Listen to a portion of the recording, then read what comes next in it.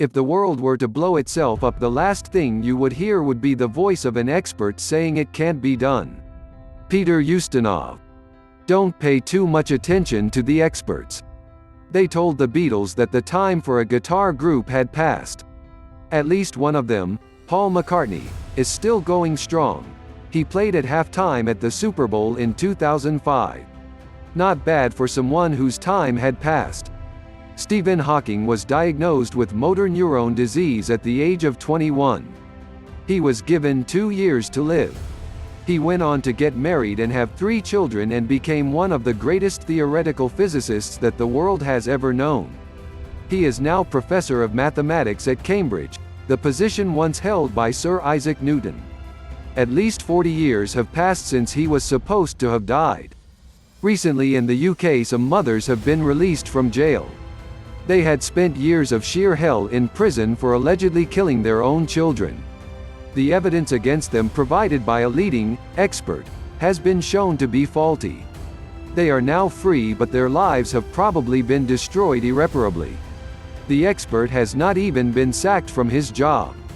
The experts probably told Sir Ranulph Fiennes that running 7 marathons in 7 days soon after a massive heart attack was not a good idea. He did it anyway. Sir Ranulph, who was described as the world's greatest explorer in 1984 in the Guinness Book of Records, has the self-confidence to ignore the experts. Sir Ranulph now plans to climb Everest by the difficult route. The experts are probably not bothering to tell him that a man with a heart condition should not try to pass the death zone on Everest, where oxygen is in short supply. Sir Ranulph is not too concerned. He believes that, if you plan meticulously and take the right person and the best kit and accept the fact that luck is an element, you will do all right.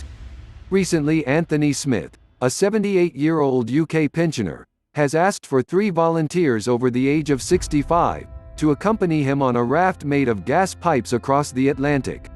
2 of the gas pipes will be sealed full of air to provide buoyancy, and the others will be filled with water for drinking and washing. A woman of 24 volunteered for the voyage, despite the request for male applicants over 65. Her application was reluctantly rejected. Anthony may or may not succeed, but he has probably already had a boatload of experts telling him not to set sail. I have a feeling they may be right in this case. I, for one, will not be volunteering to accompany him. Like Nelson, I suffer badly from seasickness and can't swim too well. An expert told me, many years ago, that I was making a fuss after I had a minor operation on my toe. I was in severe pain for 2 or 3 days. My mother did not believe the expert's assessment and eventually removed the bandage. My toe was black with gangrene. The bandage, put on by another expert, had been too tight. I could have lost both my leg and my life if my mother had paid too much respect to the experts. Frank Garon, the internet guru and philosopher, makes the key point that there are more than enough experts and critics to go around. We don't need to become our own critic. The rest of the world will do the job of trying to shoot you down for you. You don't need to do it yourself. You have to be your own cheerleader and your own biggest fan, not your biggest enemy. And my fear is that maybe you don't cheer yourself on enough or give yourself enough credit or enough of a chance. Obviously, one should at least listen to the experts.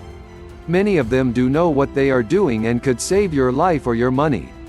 After all, an expert, Dr. Mike Stroud, accompanied Ranulph Fiennes on his marathon runs and great polar expeditions. However, we should not automatically assume that experts are always right. Some of them are spectacularly wrong.